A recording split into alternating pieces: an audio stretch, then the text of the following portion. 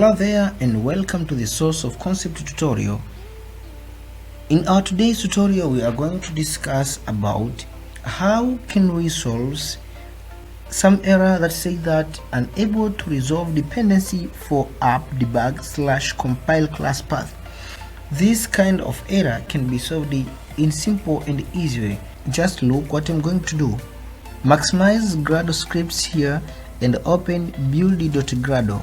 And then just change this compile SDK version and target SDK here, and finally go to app compact version 7 to 27.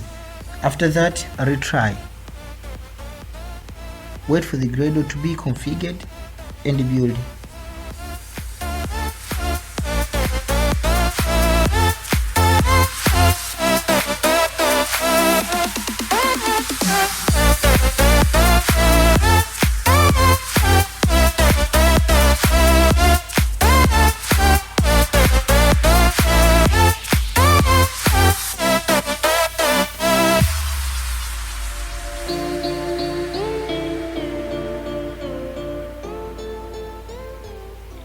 As you can see, the error has been solved, and from here I can start designing and coding my application.